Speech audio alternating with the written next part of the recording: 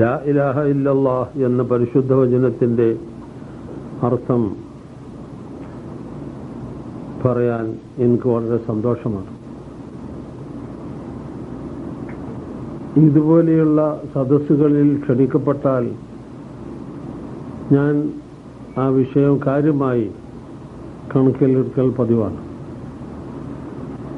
പക്ഷെ അത് മാത്രം പോരാ, അഷ്ഹദു എന്നതും പറയണം. ലാ ഇലാഹ ഇല്ലല്ലാഹ് എന്ന് മാത്രം ചൊല്ലിയാൽ പോരല്ലോ, അഷ്ഹദു അന്ന അല്ലാ ഇലാഹ ഇല്ലല്ലാഹ് എന്നാണല്ലോ ചൊല്ലേണ്ടത്. അത് കാര്യമായി പരിഗണിക്കേണ്ട വിഷയം തന്നെയാണ്. അഷ്ഹദു അല്ലാ ഇലാഹ ഇല്ലല്ലാഹ്, അല്ലാഹു അല്ലാതെ ആരാധനക്കർഹൻ ഇല്ല, അവൻ മാത്രമേ ഉള്ളൂ അതിനർഹൻ എന്ന വിഷയത്തിന് ഞാൻ സാക്ഷ്യം വഹിക്കുന്നു എന്നാണ്. സാക്ഷ്യം വഹിക്കുക, ഒരു കാര്യത്തിന് ഒരാൾ സാക്ഷിയാകൽ എങ്ങനെയാണ്? ആദ്യമായി ആ കാര്യം നല്ലവണ്ണം ബോധ്യപ്പെടുക, മനസ്സിലാക്കുക. എന്തെല്ലാം തർക്കങ്ങളും ചോദ്യങ്ങളൊക്കെ വന്നാലും മനസ്സിന് ഇളക്കം തട്ടാത്ത വിധത്തിൽ മനസ്സിൽ അത് ഉറക്കുക. പിന്നെ അത് തുറന്നു പറയുക. അതിനെതിരായി എന്തെങ്കിലും കേട്ടാൽ അവിടെ അതിന് ന്യായമായ നിലയിൽ നേരിടുക. ആക്ഷേപങ്ങൾക്കും ചോദ്യങ്ങൾക്കും ഉത്തരം കൊടുക്കുക. പിന്നെ അതനുസരിച്ച് ജീവിക്കുക. ഇതെല്ലാം കൂടി ആകുമ്പോഴേ ഷഹാദത്ത്, സാക്ഷ്യം വഹിക്കൽ നിറവേറുകയുള്ളൂ. അല്ലാതെ നമ്മളത് തൊള്ളോണ്ട് പറഞ്ഞാൽ പോരാ. എപ്പോഴും പറഞ്ഞുകൊണ്ടിരിക്കുന്നുണ്ട്, എല്ലാവരും പറഞ്ഞുകൊണ്ടിരിക്കുന്നുണ്ട്. വിശേഷിച്ച് എല്ലാ പള്ളികളിൽ നിന്നും ദിവസേന 10 പ്രാവശ്യം അല്ല, അഷ്ഹദു കൂടാതെ ബാങ്കിന്റെ അവസാനത്തിലൊരു പ്രാവശ്യം, അപ്പൊ 15. എല്ലാ പള്ളികളിൽ നിന്നും ഉറക്കെ വിളിച്ചു പറയുന്നു. കേട്ടവരൊക്കെ അത് ശരിവെക്കുകയും ചെയ്യുന്നു. അങ്ങനെ വലിയൊരു നിലയിലാണ് അള്ളാഹു ഈ കാര്യം വെച്ചിരിക്കുന്നത്. ഇത് നാം നിത്യേന അനുഷ്ഠിച്ചുകൊണ്ടിരിക്കുന്ന ഒന്നാണല്ലോ ഈ ബാങ്ക് വിളിക്കൽ. സമൂഹം ഒട്ടാകെ അങ്ങനെ പറയുന്നുണ്ടെങ്കിലും അവരുടെ സ്വഭാവവും നടപടിയും പരിശോധിച്ചാൽ അതിന് യോജിക്കുന്നുണ്ടോ എന്നുള്ളത് വലിയൊരു വിഷയമാണ്. അഷ്ഹദു എന്നതും കൂടി കണക്കിലെടുത്താൽ വളരെ ഗൗരവത്തിലാണ് വരുന്നത്. അതായത് അല്ലാഹു ആകുന്നു ഇലാഹ്, വേറെ ഇലാഹില്ല എന്ന വിഷയത്തിന് നമ്മൾ ഓരോരുത്തരും സാക്ഷിയാകണം. ഇതൊരു മന്ത്രോച്ചാരണമല്ല. ഓരോരുത്തരും അവനവന്റെ കാര്യം പറയണം. ഞാൻ അതിന് സാക്ഷിയാണെന്ന് ഞാൻ ഉത്തരവാദിത്തപ്പെട്ട് പറയുന്നു, ഓരോരുത്തരും പറയുന്നു. അപ്പൊ എങ്ങനെയാണത് എന്നറിയേണ്ട ഒരു സംഗതിയാണ്. ആദ്യമായി അല്ലാഹു അല്ലാതെ വേറെ ഇലാഹില്ല എന്ന് വെച്ചാൽ എന്ത് എന്ന് പറയട്ടെ. ഇലാഹി എന്ന് വെച്ചാൽ ആരാധിക്കപ്പെടുവാൻ അർഹൻ എന്നർത്ഥമാണ്. അത് അല്ലാഹുവേ ഉള്ളൂ, വേറെ ആരുമില്ല എന്നാണ് പറയുന്നത്. എന്താ ആരാധന? അത് മനസ്സിലായാലല്ലേ ഈ വിഷയം മനസ്സിലാക്കാൻ നിവൃത്തിയുള്ളൂ. ആരാധന എന്ന് വെച്ചാൽ എന്ത് എന്നതിനെ പറ്റി അല്ലാഹുവിന്റെ റസൂൽ നമുക്ക് പറഞ്ഞു തന്നു. പരിശുദ്ധ ഖുർആനിൽ ഈ കാര്യം വളരെയധികം ആവർത്തിച്ച് പറഞ്ഞിട്ടുണ്ട്. എന്താണ് അതിന്റെ ആശയം എന്നുള്ളത് അല്ലാഹുവിന്റെ റസൂൽ വിശദീകരിച്ചിട്ടുണ്ട്. വളരെ ചുരുങ്ങിയ വാചകത്തിൽ, വളരെ ലളിതമായ വാചകത്തിൽ, മനസ്സിലാക്കാൻ ഒരു പ്രയാസവുമില്ല.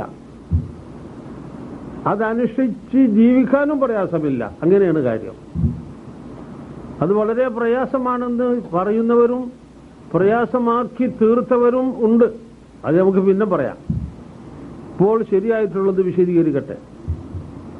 പരിശുദ്ധ ഖുർആനിൽ ഏതൊരു കാര്യം പറഞ്ഞുവോ അതിനെപ്പറ്റി അല്ലാഹുവിന്റെ റസൂൽ വല്ലതും വിശദീകരിച്ചിട്ട് കണ്ടാൽ അത് തന്നെയാണ് അതിന്റെ ആശയം എന്നുള്ളത് ഉറപ്പാണ്. എന്താണ് ആ വിശദീകരണവും? അല്ലാഹു തന്നെ പഠിപ്പിച്ചത് നബിയെ.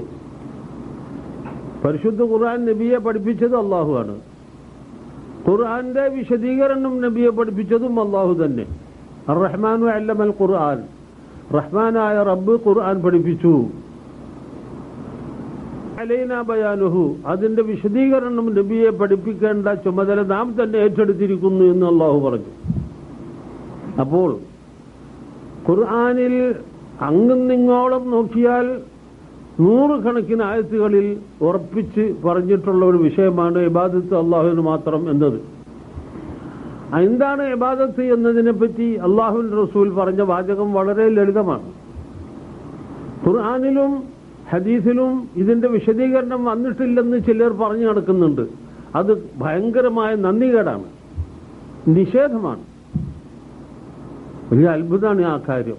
ഖുർആനിലും ഹദീസിലും ഇതിനെപ്പറ്റി വിശദീകരണം ഇല്ലാന്ന് ഒരു വലിയ മഹാപണ്ഡിതൻ എഴുതി ആളൊക്കെ പ്രചരിപ്പിച്ചിരിക്കുന്നു. എത്ര ഭയങ്കരമായ നന്ദികേടാണിത്. എന്താണ് റസൂൽ പറഞ്ഞതെന്ന് അറിയുമോ? അദ്ദുആഉ ഹുവൽ ഇബാദ. ഖലാസ്. ഒരൊറ്റ പ്രാവശ്യം കേട്ടാൽ കാണാപ്പാടാക്കാൻ കഴിയുന്ന ഒരു ചെറിയ വാചകം, അത് മതി. അദ്ദുആഉ ഹുവൽ ഇബാദ. പ്രാർത്ഥനയാണ് ആരാധന. അത് തന്നെ, പ്രാർത്ഥനയാണ് ആരാധന എന്ന് പറഞ്ഞു. എന്താ പ്രാർത്ഥന? അവിടെയും ചിന്താക്കുഴപ്പം ഇളക്കിവിട്ടിരിക്കുന്ന ചില ആളുകൾ. ഒരാൾ വയന്ന് പറഞ്ഞതായി കേട്ടവരിൽ നിന്ന് ഞാൻ അറിഞ്ഞു. ഒരു മനുഷ്യൻ കിണറ്റിൽ വീണുപോയാൽ കിണറ്റിൽ നിന്ന് രക്ഷപ്പെടുത്താൻ വേണ്ടി, കരകയറ്റി തരാൻ വേണ്ടി കിണറ്റിന്റെ കരയിൽ നിൽക്കുന്ന ആളെ വിളിച്ച് അപേക്ഷിക്കലും മുഹദ്ദീൻ ഷെയ്ഖെ എന്നെ രക്ഷിക്കണേ എന്ന് വിളിച്ചു തേടലും രണ്ടും ഒരുപോലെയാണ്. ഒരുപോലെയാണെന്ന് വെച്ചാൽ ഈ കരയിൽ നിൽക്കുന്ന ആളെ വിളിച്ചു തേടുന്നതിന് ആക്ഷേപമില്ലല്ലോ, അതുപോലെ മറ്റതിനും ആക്ഷേപമില്ല എന്ന് ജനങ്ങളെ തെറ്റിദ്ധരിപ്പിക്കുകയാണ് ഈ പ്രാസംഗികൻ. അങ്ങനെ ആകെ കുഴച്ചു മറിച്ച് നാശമാക്കിയിരിക്കുന്നു. അതുകൊണ്ട് അതൊന്ന് വിശദീകരിക്കൽ ആവശ്യമായി വന്നു. ശരി, പ്രാർത്ഥന എന്ന് വെച്ചാൽ എല്ലാവിധ അപേക്ഷകൾക്കും പ്രാർത്ഥന എന്ന് നമ്മൾ പറയലില്ലല്ലോ. പച്ചപരമാർത്ഥത്തിൽ നേർക്കുനേരെ ചിന്തിച്ചാൽ മനസ്സിലാക്കാവുന്നതേ ഉള്ളൂ ആ കാര്യം. നമ്മളൊരു രോഗിയെ ആശുപത്രിയിൽ കൊണ്ടു ചെന്നിട്ട് അവിടെ വേണ്ടപ്പെട്ടവരോട് പറയുകയാണ്, ഇതാ ഞങ്ങളുടെ ഈ രോഗിയെ ഇവിടെ കിടത്തി ചികിത്സിച്ച് തരണമേ എന്ന് ഞങ്ങൾ അപേക്ഷിക്കുന്നു എന്ന് പറയും. ഞങ്ങൾ പ്രാർത്ഥിക്കുന്നു എന്ന് ആരെങ്കിലും പറയലുണ്ടോ? ഇല്ല, പറയലില്ല. അപേക്ഷിക്കുക എന്ന് പറയും. അതുപോലെ നമ്മളുടെ ഒരു കുട്ടിയെ കോളേജിൽ ചേർത്ത് പഠിപ്പിക്കാൻ വേണ്ടി ചെന്നിട്ട് പ്രിൻസിപ്പാളോടും മറ്റ് വേണ്ടപ്പെട്ടവരോടും ഞങ്ങളുടെ കുട്ടിക്ക് ഇവിടെ അഡ്മിഷൻ കൊടുക്കണമേ എന്ന് ഞങ്ങൾ അപേക്ഷിക്കുന്നു എന്നല്ലാതെ പ്രാർത്ഥിക്കുന്നു എന്ന് ആരെങ്കിലും പറയലുണ്ടോ? അത് തന്നെ കാര്യം. അപ്പൊ പ്രാർത്ഥന എന്നുള്ളത് ഒരു പ്രത്യേക തരത്തിലുള്ള അപേക്ഷയാണ്. എല്ലാ അപേക്ഷക്കും പ്രാർത്ഥന എന്ന് പറയുകയില്ല. എന്ത് അടിസ്ഥാനമാണ്, അതിന്റെ അടിസ്ഥാനം എന്തെന്നുള്ളത് മനസ്സിലായാൽ കാര്യം ക്ലിയറായി. ഞാൻ ഉദാഹരണം പറയാം. ശക്തിയായി കാഴ്ചടിച്ചിട്ട് നമ്മളെ വീട്ടിന്റെ മുറ്റത്തുള്ള ഒരു തെങ്ങ് വീട്ടിന്റെ നേരെ ചാഞ്ഞു വരികയാണ്. അതിങ്ങോട്ട് പറഞ്ഞു വീണാൽ വീട് തകരും, വമ്പിച്ച നാശനഷ്ടങ്ങൾ ഉണ്ടാകും. ഈ ഘട്ടത്തിൽ ഒരു മുട്ടുകൊടുത്ത് തെങ്ങ് താങ്ങി നിർത്താനും കഴിയുന്നില്ല, കമ്പി വലിച്ചു കെട്ടാനും കഴിയുന്നില്ല. എങ്ങനെയെങ്കിലും അപകടം കൂടാതെ രക്ഷപ്പെടണമെന്നുള്ള ആശ ശക്തിയായി മനസ്സിൽ ഉണ്ട്.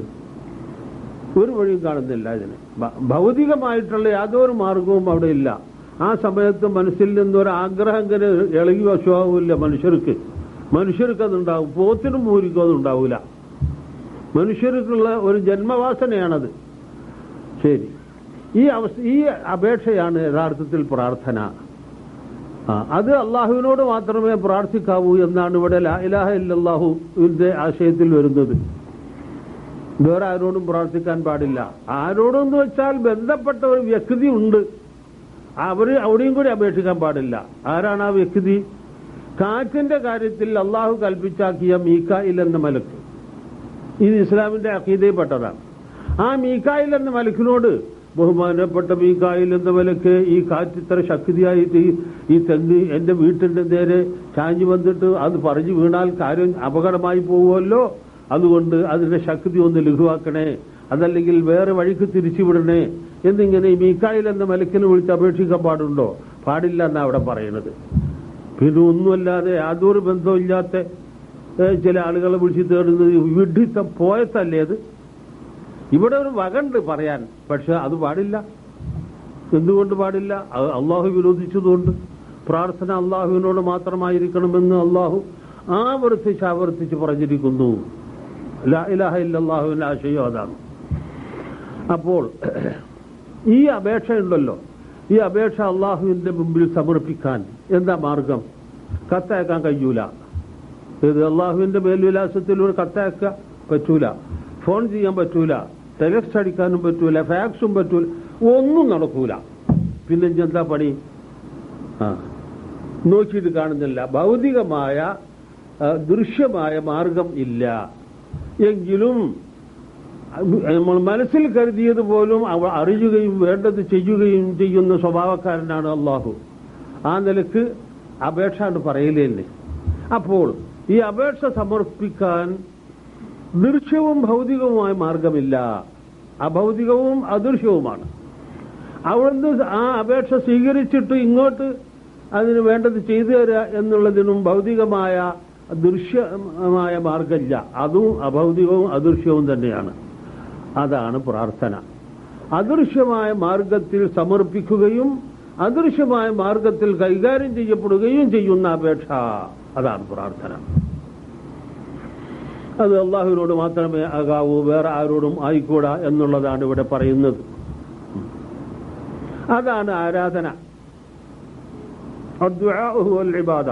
വളരെ കാര്യമായി നിങ്ങളിത് പഠിച്ചോളി. ഇതാണ് ആരാധന.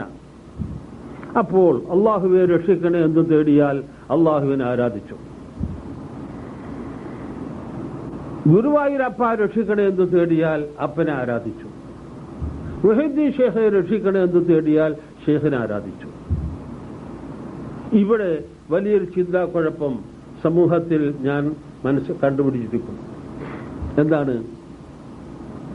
ചെറുപ്പത്തിൽ പള്ളി ദർസിൽ കിതാബ് കൊണ്ടിരുന്നപ്പോൾ ഉസ്താദിനോട് ചോദിച്ചു, ഉസ്താദെ, മുഹീദ്ദീൻ ഷേഖെ രക്ഷിക്കണേ എന്ന് വിളിച്ചു തേടുന്നത് നമ്മൾ സമ്മതിക്കുകയും അതിൽ സംശയം ചോദിക്കുന്നവരോട് നമ്മൾ ദേഷ്യപ്പെടുകയും എതിർക്കുകയും ചെയ്യുന്നുണ്ടല്ലോ.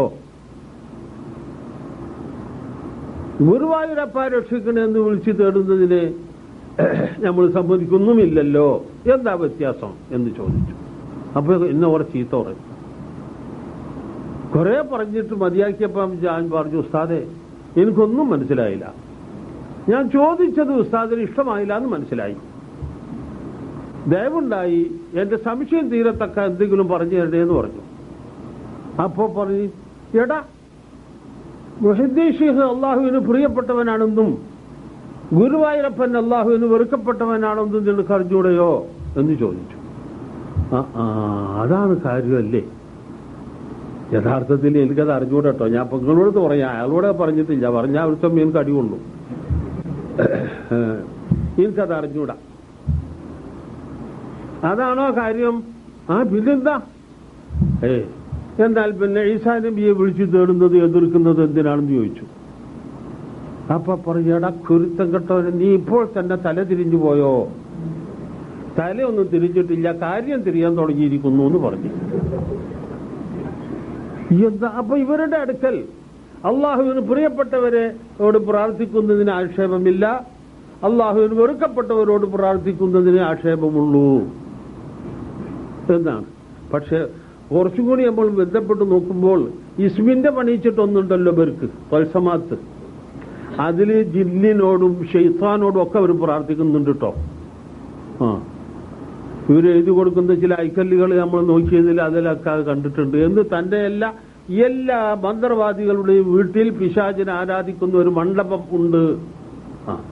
അത്ര വരെ മോശമാണ് കാര്യം. അപ്പോൾ പ്രാർത്ഥനയുടെ മഹത്വം, അതിന്റെ ഗൗരവം മനസ്സിലാക്കാത്തതാണ് നമുക്ക് പറ്റിയ സർവ പിഴവിന്റെയും അടിസ്ഥാനം എന്ന് മനസ്സിലാകുന്നു. അദ്ദുആഉ വൽ ഇബാദ, പ്രാർത്ഥനയാണ് ആരാധന. അപ്പൊ പിന്നെ നിസ്കാരം തോമ്പും സക്കാത്തും ഹജ്ജും ഇതൊന്നും ആരാധനയല്ലയോ എന്നൊരു ചോദ്യം. അതെ, ഒക്കെ ആരാധനകളാണ്. പക്ഷേ അതിന്റെ ഉള്ളിൽ പ്രാർത്ഥന ഉണ്ടാകണം, എങ്കിലേ ആരാധന ആവുകയുള്ളൂ, അല്ലെങ്കിൽ ആവൂല. അതാ മറുപടി. നമസ്കാരം ഇബാദത്തുകളിൽ ഏറ്റവും പ്രധാനപ്പെട്ടതാണെന്ന് ചെറുപ്പത്തിൽ നാം പഠിച്ചിട്ടുള്ളതാണല്ലോ. എന്നാൽ അള്ളാഹുവിനോട് പ്രാർത്ഥിക്കുക എന്ന ജീവൻ അതിൻ്റെ ഉള്ളിൽ വേണം, എങ്കിൽ മാത്രമേ നമസ്കാരം ഇബാദത്താകുകയുള്ളൂ. അതില്ലാതെ വന്നാൽ ഇബാദത്തല്ല. ആർക്കും ഇതിൽ എതിർപ്പുണ്ടാവില്ല. എന്താണ്?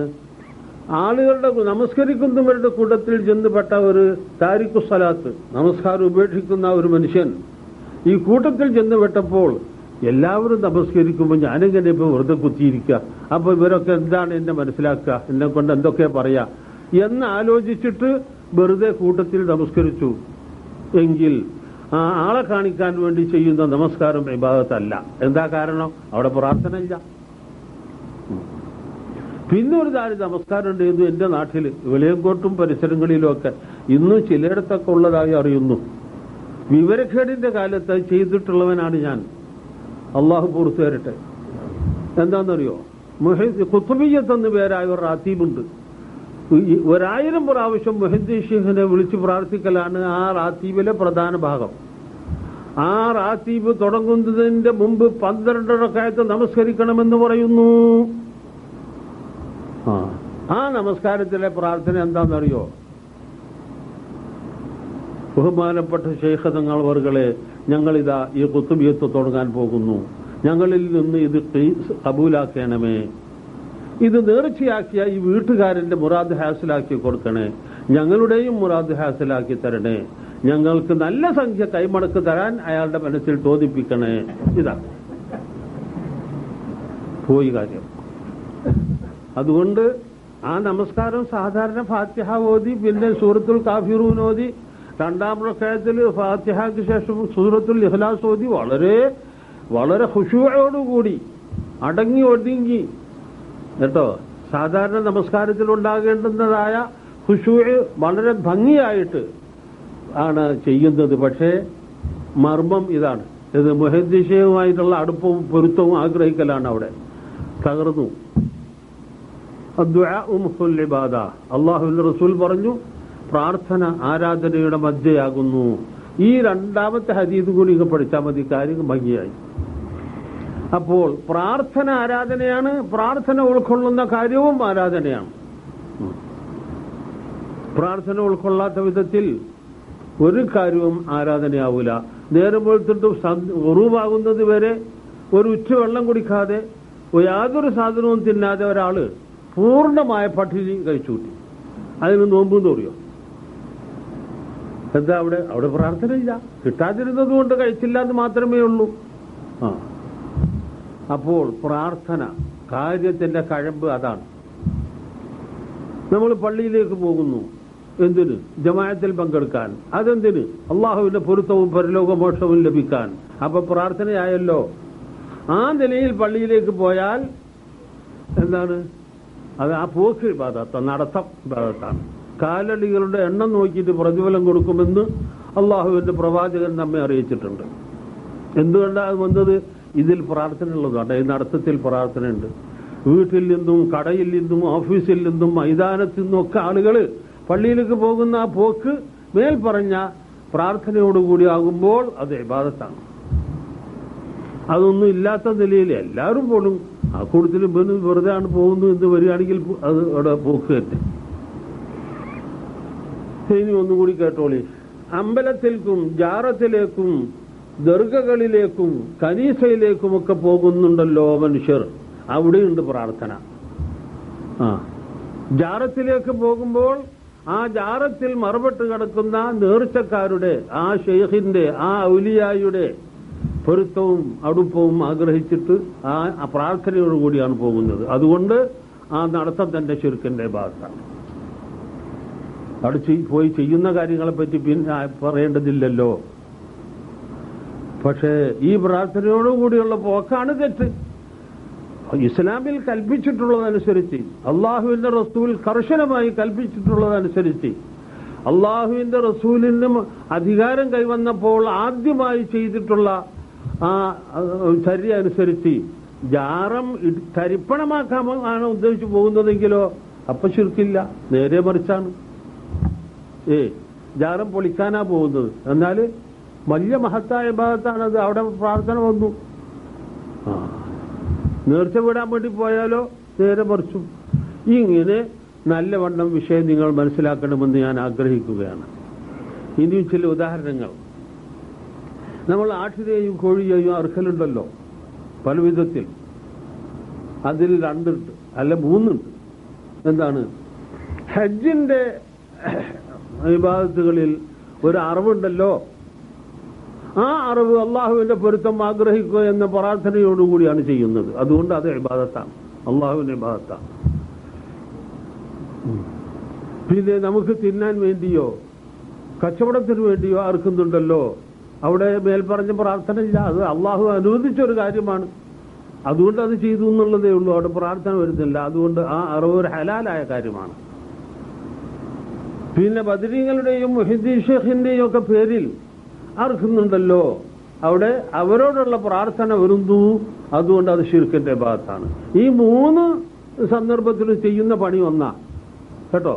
ആദ്യത്തേത് അള്ളാഹുവിന്റെ ഇബാദത്ത്, രണ്ടാമത്തേത് വെറും ഹലാലായ ഒരു കാര്യം, മൂന്നാമത്തേത് ശിർക്കിന്റെ ഇബാദത്ത്. ഇതൊക്കെ ഇങ്ങനെ വേർതിരിയുന്നത് എന്തുകൊണ്ടാണ്? ഇന്നമൽ അഅ്മാലു ബിന്നിയ്യാത്ത്, കർമ്മങ്ങൾ പരിഗണിക്കുന്നത് നിയ്യത്തിന്റെ അടിസ്ഥാനത്തിലാകുന്നു എന്ന് അള്ളാഹുവിന്റെ റസൂൽ പറഞ്ഞ ആ ഒരു തത്വം വളരെ പ്രധാനപ്പെട്ടതാണത് കേട്ടോ. എന്താണ് ഈ നേർച്ചയാടിനെ പറ്റിയുള്ള ഇറങ്ങുന്ന അറിയങ്ങൾ? നേർച്ചയാടും ഇന്നിപ്പോ ഒരു ആരാധ്യ വസ്തുവായി മാറിയിരിക്കണം. മഞ്ചേരി ബസ് സ്റ്റാൻഡിൽ ആളുകൾ കയറി നിറഞ്ഞ ഒരു ബസ്സിലേക്ക് ഒരു സൂത്രശാലി ഒരു നേർച്ചയാടിനെ പിടിച്ചു കയറ്റി.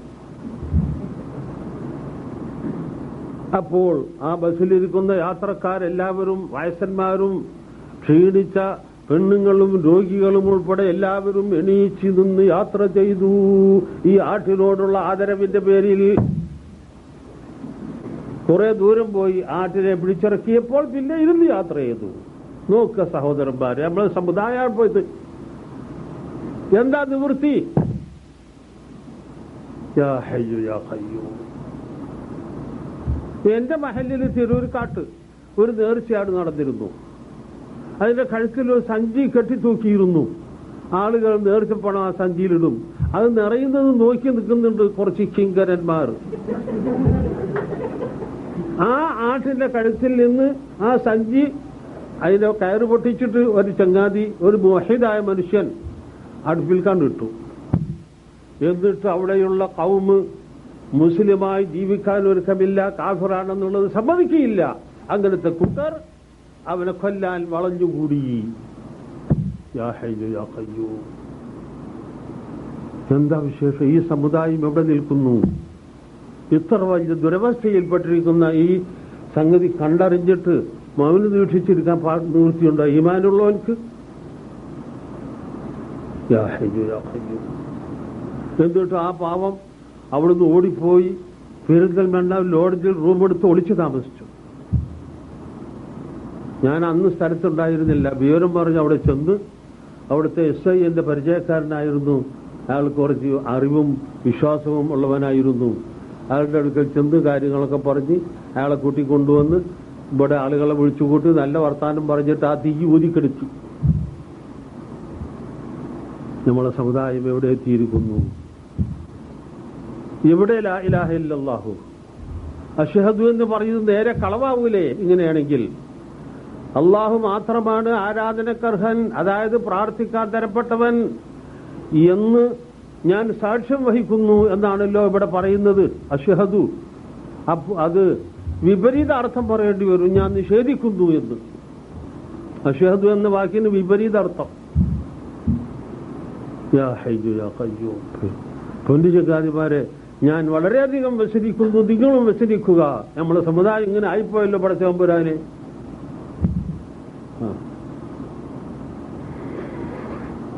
എന്നാൽ ഇബാദത്ത്, ആരാധന, അദ്ദുആഉ വൽ ഇബാദ, പ്രാർത്ഥനയാണ് ആരാധന.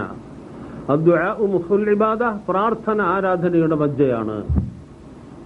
ആ ഹദീസ് കുറച്ചുകൂടി ഒന്ന് മനസ്സിലാക്കാണ്ട്, അതിൽ നിങ്ങൾക്ക് വലിയ ആശ്വാസം കിട്ടും. എനിക്ക് ആശ്വാസം ലഭിച്ചു അത് മനസ്സിലായപ്പോൾ.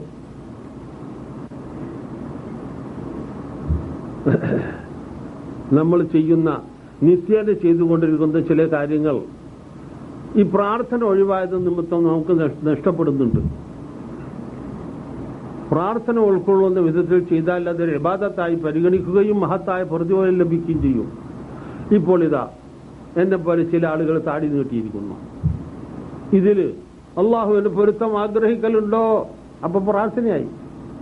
പരലോകത്ത് മഹ്ശറിൽ ഹാജരാകുമ്പോൾ മരണസമയത്ത് ഏത് കോലത്തിലാണോ ആ കോലത്തിൽ അവിടെ ഹാജരാക്കും എന്ന് വന്നിട്ടുണ്ട് സ്വഹീഹായ ഹദീസിൽ.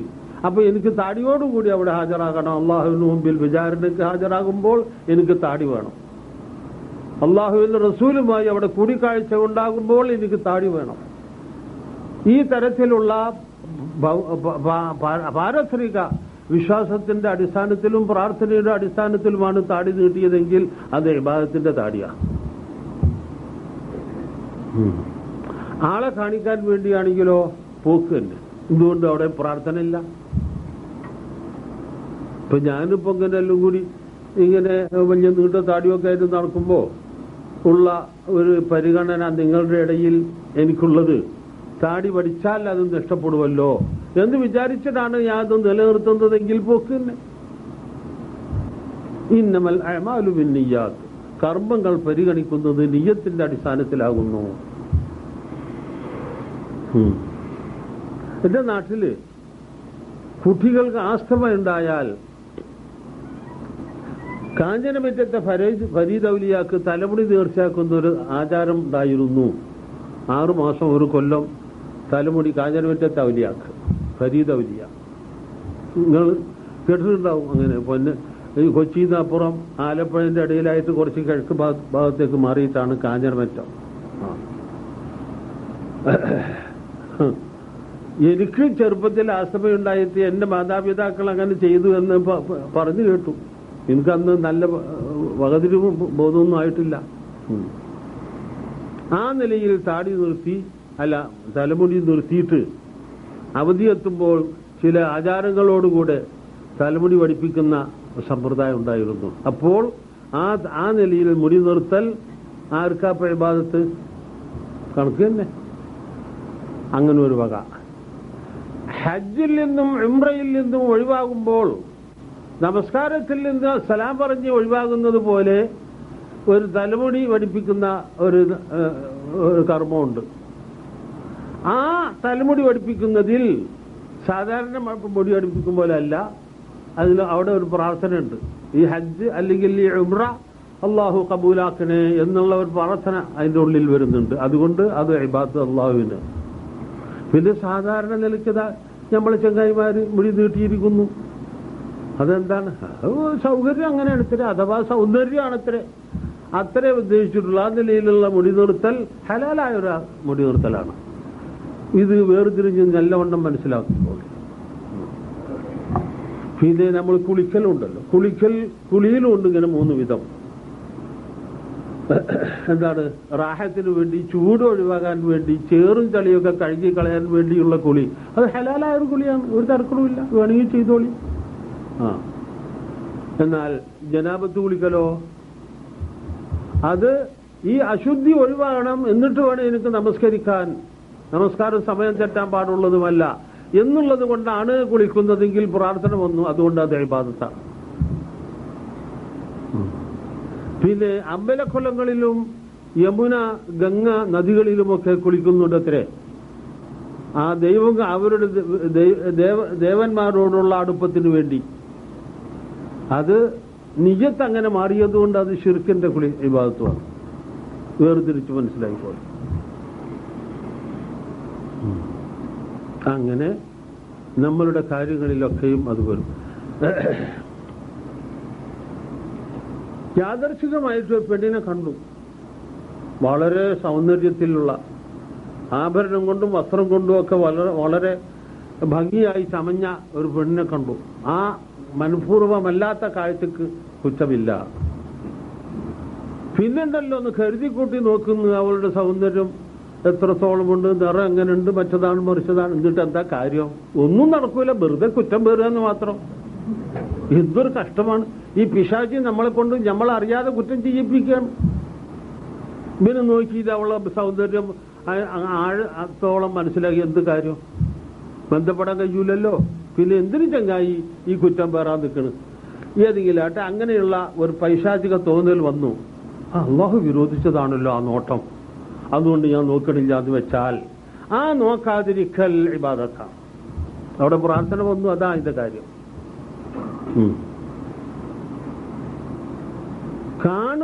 കാണരുത് എന്ന് പറഞ്ഞിട്ടില്ല, നോക്കരുതെന്നാണ് പറഞ്ഞത്. അത് മനസ്സിലായിക്കോളി കേട്ടോ. പെണ്ണുമാണ്, അന്യ പെണ്ണും തമ്മിൽ കാണുക എന്നുള്ളത് വിരോധിച്ചിട്ടില്ല, നോക്കലാണ് വിരോധിച്ചത്. നോക്കുക എന്ന് പറയുമ്പോഴും കാണുക എന്ന് പറയുമ്പോഴുമുള്ള വ്യത്യാസം എല്ലാവർക്കും അറിയാലോ. അത്ര നമ്മളിപ്പോ അങ്ങനെ ഒരു വിട്ടുവീഴ്ച ഇല്ലായിരുന്നെങ്കിൽ ഈ ഹജ്ജിലൊക്കെ നമ്മൾ എന്താ കാട്ടുക? ധാരാളം പെണ്ണുങ്ങളും ആണുങ്ങളും ഇടകലർന്നിട്ട് തവാഫ് ചെയ്യുന്നു, സഈ ചെയ്യുന്നു. നമ്മൾ നിസ്കരിക്കുന്നതിന്റെ മുമ്പിൽ കൂടി പെണ്ണുങ്ങൾ ഇങ്ങനെ പോകുന്നു. പോയിക്കോട്ടെ, എന്താ നമുക്ക് തടയാൻ കഴിയൂല, കണ്ണാറടച്ചിട്ട് അങ്ങനെ പോകുകയാണെങ്കിൽ പോയിക്കോട്ടെ. പക്ഷെ നോക്കണ്ട, അതാ വിഷയം. നോക്കാനുള്ള പൈശാചികമായ തോന്നൽ വന്നാൽ അരുത്, പാടില്ല, അള്ളാഹു വിരോധിച്ചതാണതെന്ന് വിചാരിച്ചിട്ട് കണ്ണ് അടച്ചാൽ അത് ഇബാദത്താ. നല്ല മനസ്സിലായിക്കോളെ. ഇത്ര എളുപ്പാന്നറിയോ ഇബാദത്ത് ചെയ്യാൻ? ഏത് കാര്യം അങ്ങനെ തന്നെയാണ്. അള്ളാഹു അനുവദിച്ചത്, അള്ളാഹു കൽപ്പിച്ചത്, നിർബന്ധമല്ലാത്ത വിധത്തിൽ കൽപ്പിച്ചതും നിർബന്ധമായി കൽപ്പിച്ചതും എന്തായാലും ശരി, അതിൻ്റെ ഉള്ളിൽ പ്രാർത്ഥന വേണം, എന്നാൽ ഇബാദത്തായി. അത് വാജിബായ കാര്യങ്ങൾ ചെയ്യുന്നത് ഇബാദത്ത്, ഹറാമായ കാര്യങ്ങൾ ഉപേക്ഷിക്കുന്നതും ഇബാദത്ത് കേട്ടോ. ഇത് വേണം പ്രാർത്ഥന. മദ്യപാനം വളരെയധികം പ്രചരിച്ചിരിക്കുന്നു. ഇന്ന് ഒരു സ്നേഹിതൻ എന്നോട് വലിയൊരു സങ്കടം പറഞ്ഞു. അയാളുടെ മകന് ഒരു ഉന്നത ഉദ്യോഗത്തിൽ പ്രവേശിച്ചു. നോക്കുമ്പോൾ കൂട്ടുകാരൊക്കെ മഹാകുടിയന്മാരാണ്. ഇവൻ അതിൻ്റെ ഇടയിൽ ഒറ്റക്ക് ഇങ്ങനെ കഴിയേണ്ടി വരുന്നു. അങ്ങനെയാണല്ലോ ഇന്നത്തെ അവസ്ഥ. അപ്പോൾ ഈ മദ്യം ഉപേക്ഷിക്കുക എന്തിനു വേണ്ടി? അള്ളാഹു വിരോധിച്ചു എന്നുള്ളത് കൊണ്ട്, അള്ളാഹുവിന്റെ ശിക്ഷയും കോപവും ഭയപ്പെടുന്നത് കൊണ്ട് ഉപേക്ഷിച്ചു. ആ ഉപേക്ഷിക്കൽ ഇബാദത്താണ്. എന്താ അവിടെ പ്രാർത്ഥന ഉണ്ട്. വ്യഭിചാരം ഉപേക്ഷിക്കൽ ഇബാദത്താണ്. വ്യഭിചരിക്കാൻ സൗകര്യം ഉണ്ടാകുക, ആഗ്രഹമുണ്ടാകുക, എന്നിട്ട് ചെയ്യാതിരിക്കുക, അത് ഇബാദത്താണ്. വലിയ തഖ്വയാണത്. നിങ്ങൾ കേട്ടിട്ടുണ്ടാകും, നബി സല്ലല്ലാഹു അലൈഹി വസല്ലം പൂർവ്വകാലത്ത് നബിയുടെ മുമ്പ് നടന്ന ഒരു സംഭവം, ഒരു കഥ വിവരിച്ചത്. 3 ആളുകൾ ഒരു യാത്ര പോയി. സന്ധ്യയായപ്പോൾ അന്തി ഉറങ്ങാൻ സ്ഥലം കാണാതെ വിഷമിച്ചു. തുറന്ന മരുഭൂമിയാണ്. ഇതുപോലെ ടൗണുകളോ അവിടെ ലോഡ്ജുകളോ ഒന്നുമില്ല. അങ്ങനത്തെ ഒരു പ്രദേശത്ത് പെട്ടു. സന്ധ്യയായപ്പോൾ ക്ഷീണം ഓർക്കു വരുന്നു, സ്ഥലം കാണുന്നില്ല. അങ്ങനെ ഒരു മലയുടെ ചരിവിൽ ഒരു ഗുഹ കണ്ടു. നോക്കിയപ്പോൾ തരക്കടില്ല, അവിടെ വിശ്രമിക്കാമെന്ന് തോന്നി. അതിനുള്ളിൽ ഇവർ 3 പേരും കടന്നുകൂടി. അതിനുശേഷം മലയുടെ മുകളിൽ നിന്ന് ഒരു പാറക്കല്ല് ഉരുണ്ടു വന്നിട്ട് ആ ഗുഹയുടെ മുഖം അടഞ്ഞുപോയി. ഒരു നിവൃത്തിയില്ല. ഇവർ 3 ആളല്ലേ ഉള്ളൂ, 300 ആൾ കൂടി ഉന്തിയാലും കല്ല് നീങ്ങൂല. അങ്ങനത്തെ ഭയങ്കര കല്ല്. അപ്പൊ അവർ എന്താ ഇപ്പൊ നിവൃത്തി?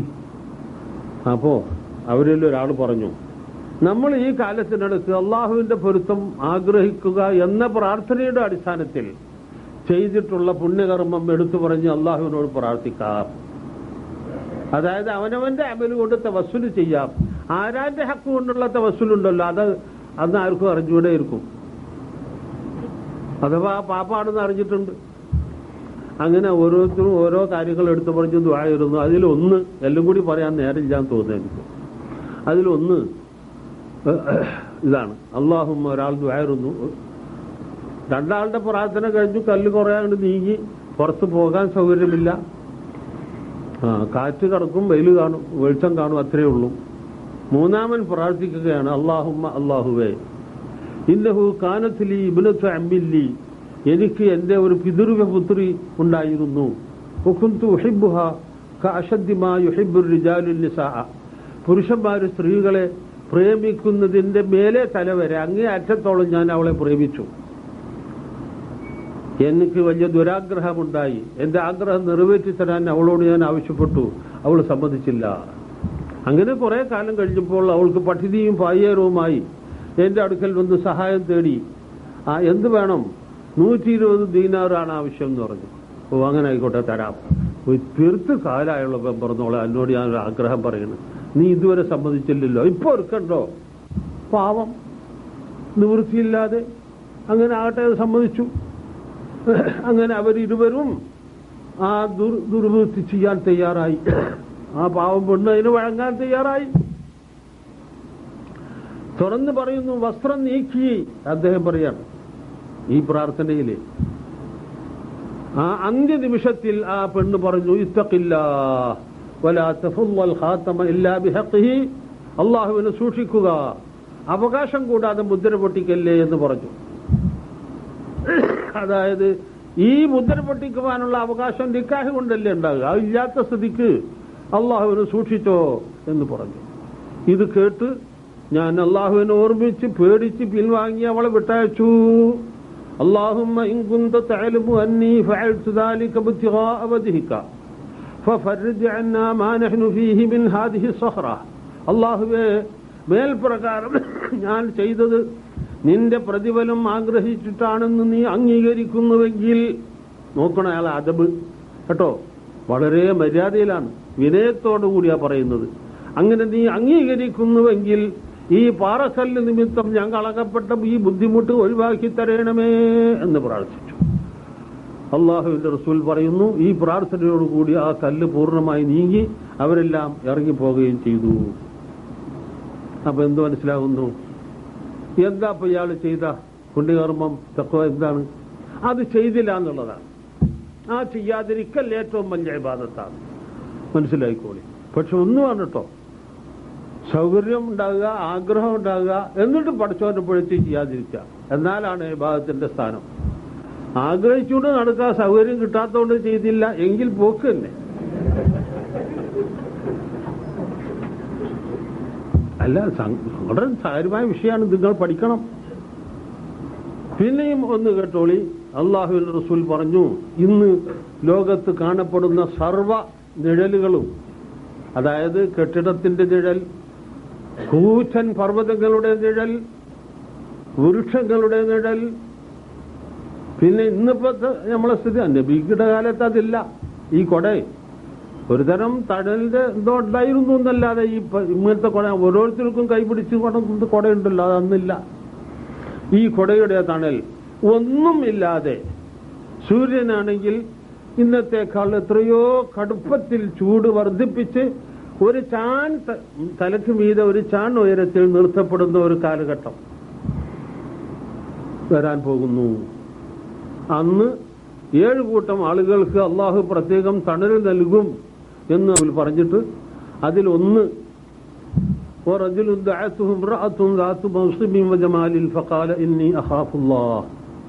ഉയർന്ന കുടുംബത്തിൽപ്പെട്ട സുന്ദരിയായ ഒരു യുവതി ആ ദുർവൃത്തിക്ക് ക്ഷണിച്ചപ്പോൾ ഞാൻ അള്ളാഹുവിനെ പേടിക്കുന്നു എന്ന് പറഞ്ഞ് പിൻവാങ്ങിയ പുരുഷൻ.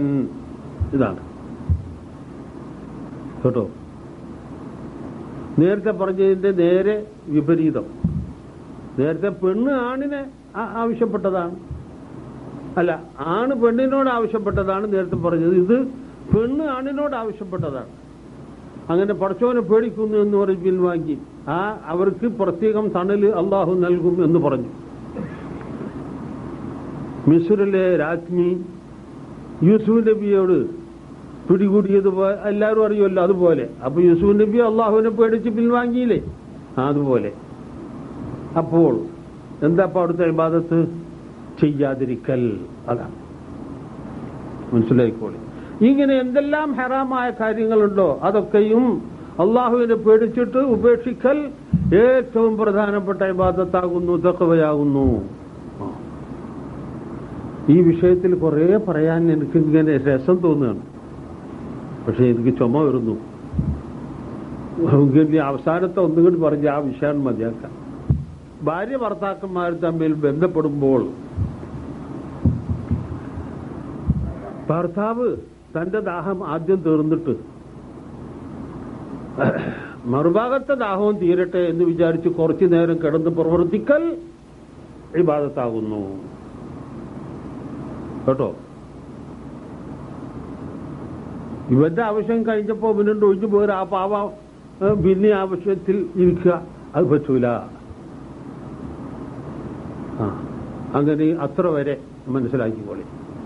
ഇതൊക്കെ എത്രത്തോളം എന്തുകൊണ്ടാണെന്ന് അറിയോ? ആ പറഞ്ഞ രണ്ട് ചെറിയ ഹദീസ്, അദ്ദുആഉ ഹുവൽ ഇബാദ, അദ്ദുആഉ മുഖ്ഫുൽ ഇബാദ.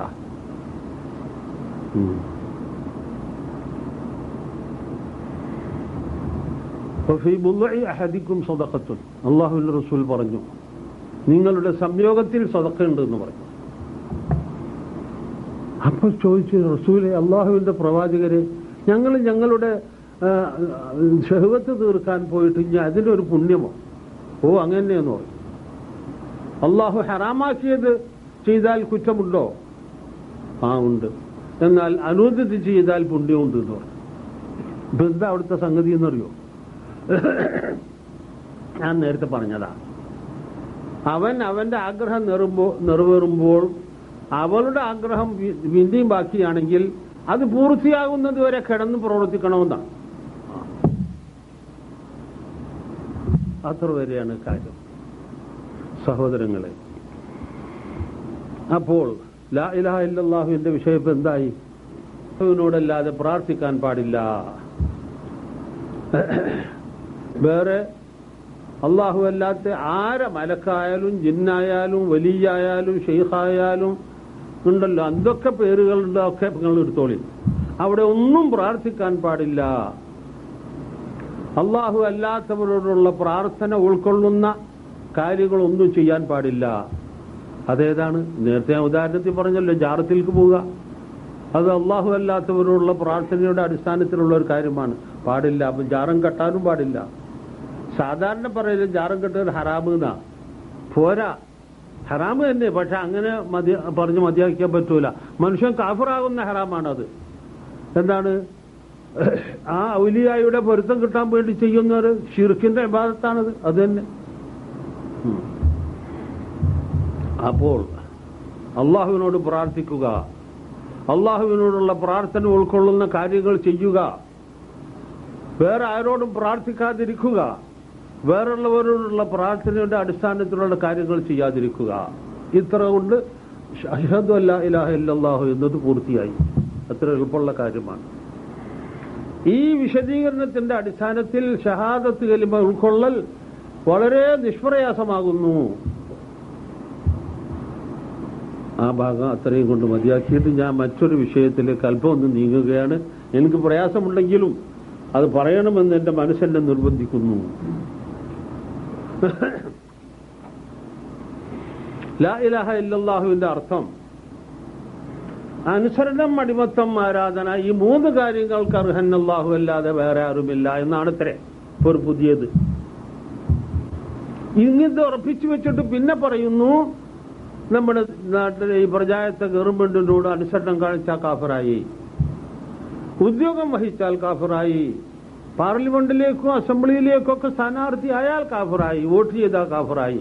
ഇവിടെയൊക്കെ അള്ളാഹു അല്ലാത്തവരോടുള്ള അനുസരണത്തിന്റെ തത്വം വരുന്നുണ്ടല്ലോ. ഇതാ കാരണം.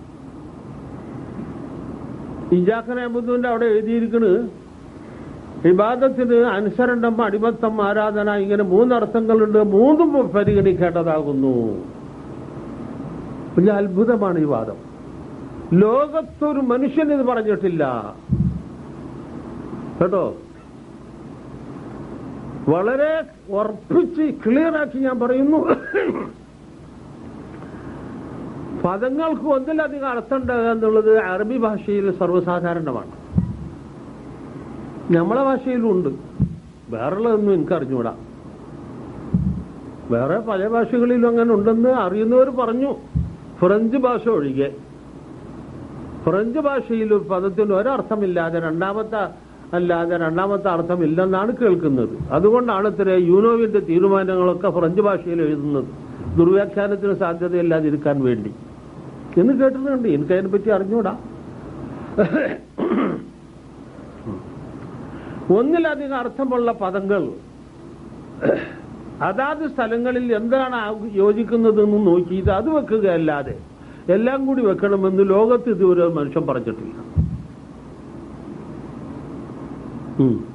അങ്ങേയറ്റം ഞാൻ ഉറപ്പ് പറയുന്നു, ഒരു മനുഷ്യൻ അത് പറഞ്ഞിട്ടില്ല. ഇബാദത്തിന് മൂന്നർത്ഥമുണ്ടെങ്കിൽ ഇവിടെ ഏതാണ് യോജിക്കുന്നതെന്ന് നോക്കിയിട്ട് അത് വെക്കണം, വേറൊന്നും വെക്കാൻ പറ്റൂല. എന്നാ അത് ഏതാണ്?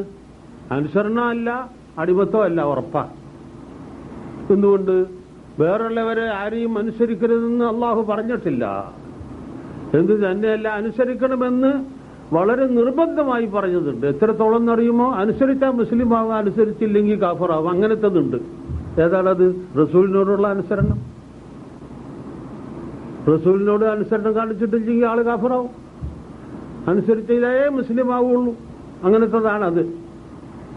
പിന്നെ അനുസരിച്ചാൽ പുണ്യമുണ്ട്, അനുസരിച്ചില്ലെങ്കിൽ പാപവുമുണ്ട്. അങ്ങനത്തതുണ്ട്. അതേതാ? മാതാപിതാക്കളോടും മുസ്ലിം ഭരണാധികാരികളോടും ഒക്കെയുള്ള അനുസരണം. അതങ്ങനെയാണ്. പിന്നെ സാധാരണ നിലയ്ക്ക് പരസ്പരം ഞാൻ നിങ്ങൾ ഓരോരുത്തരെയും നിങ്ങൾ എന്നെയും അനുസരിക്കുക എന്നുള്ളത് വേണമെങ്കിൽ ചെയ്തോളി, വിരോധമില്ല. അള്ളാഹു വിരോധിച്ച വിഷയത്തിൽ പാടില്ലെന്നേ ഉള്ളൂ. അങ്ങനത്തെ അനുസരണം. ഇതാണ് അനുസരണത്തിന്റെ കാര്യം. ഇത് അള്ളാഹുവിനോട് മാത്രമേ അനുസരണം പാടുള്ളൂ എന്ന് പറയുന്നത് എവിടെയും പറയാത്ത വിഷയമാണ്. ഈ ദുർവ്യാഖ്യാനക്കാർ മാത്രമേ അത് പറഞ്ഞിട്ടുള്ളൂ. എന്നിട്ട് അതിൽ നിന്ന് ഉത്ഭവിക്കുന്ന പ്രശ്നങ്ങളോ യാ സലാം.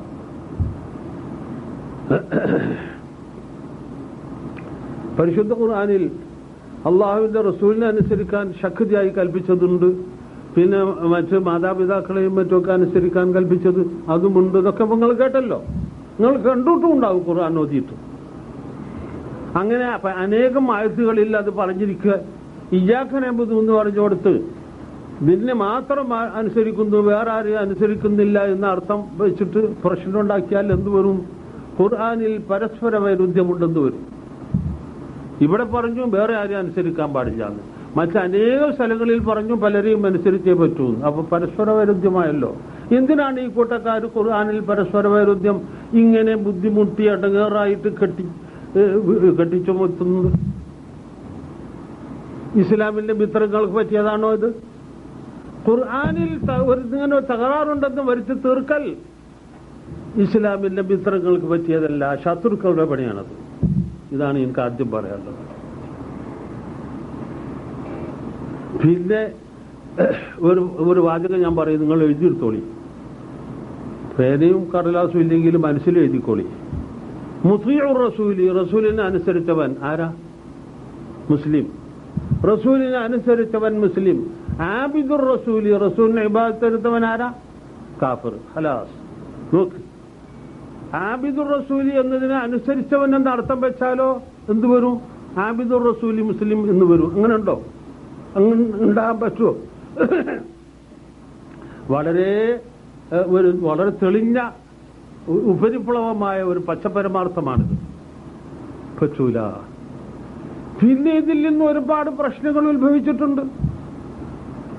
നബി സല്ലല്ലാഹു അലൈഹി വസല്ലം ഹജ്ജത്തുൽ വദാഇലെ ഖുത്ബയിൽ, അതിപ്രധാനമായ ആ ഖുത്ബയിൽ പറഞ്ഞു, അലാ, ശ്രദ്ധിച്ചോളി, വഇന്ന ശൈത്താന ഖദ് യഇസ അൻ യുഅബദ ഫീ ബലദികും ഹാദാ, നിങ്ങളുടെ ഈ നാട്ടിൽ പിശാചിന് ഇബാദത്ത് എന്നുള്ളത് ഒരിക്കലും ഉണ്ടാവില്ല എന്ന് പിശാച് മനസ്സിലാക്കിയിരിക്കുന്നു. പിശാചിന് ഇബാദത്ത് ഇനി അവിടെ ഉണ്ടാവില്ല എന്ന്. അറഫയിൽ വെച്ചാണ് പ്രസംഗം. അവിടെ എന്നുള്ളത് ഏതുവരെ എന്നുള്ളത് അഭിപ്രായ വ്യത്യാസമുണ്ട്. എങ്കിലും ഹറമൂന്നായിക്കോട്ടെ എന്നുള്ള അധികാരിലും വിശദീകരണം പോട്ടെ. ഇബാദത്ത് ഉണ്ടാവൂല. വലാകിന്നഹു റളിയ, പക്ഷെ പിശാച് തൃപ്തിപ്പെട്ടിരിക്കുന്നു. അവനെ അനുസരിക്കുന്നതിൽ തൃപ്തിപ്പെട്ടിരിക്കുന്നു. ഫീമാ ദൂന ദാലിക, താഴെയുള്ള മറ്റു വിഷയങ്ങളിൽ എന്ന്. അപ്പൊ എന്താ ഇപ്പൊ അള്ളാഹുവിന്റെ റസൂൽ പറഞ്ഞത്? ഇബാദത്ത് ഉണ്ടാകയില്ല, ഇതാഅത്ത് അനുസരണം ഉണ്ടാകും എന്ന്. അത് ഇവർക്ക് പറ്റിയില്ല. ഇവർക്ക് അവിടെ വെറുപ്പും പ്രയാസവും തോന്നി. എന്താ വിശേഷം? ഞാൻ കണക്ക് തീർത്ത് പറയട്ടെ. അള്ളാഹുവിന്റെ റസൂൽ പറഞ്ഞ ഒരു വിഷയത്തിൽ വെറുപ്പ് തോന്നിയവൻ കാഫിറാകുന്നു. അതിനൊക്കെ ഇടവന്നത് എന്താ? ഇബാദത്തിന് അനുസരണം എന്ന അർത്ഥം വെച്ചതാ. എന്തൊരു അപകടം! എന്താണ് ചെങ്കായിമാരെ ഇവർ ഇത്ര ആലോചിക്കാത്ത?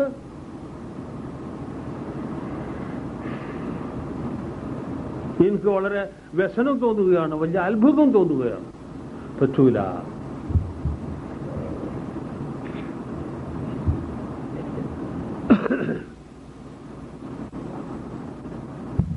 ഇവിടുന്ന് ഇങ്ങനെ തുടങ്ങിയിട്ട് ഒരുപാട് പ്രശ്നങ്ങൾ ഉണ്ടായിട്ടുണ്ട് അനുസരണം എന്ന അർത്ഥം വെച്ചത്.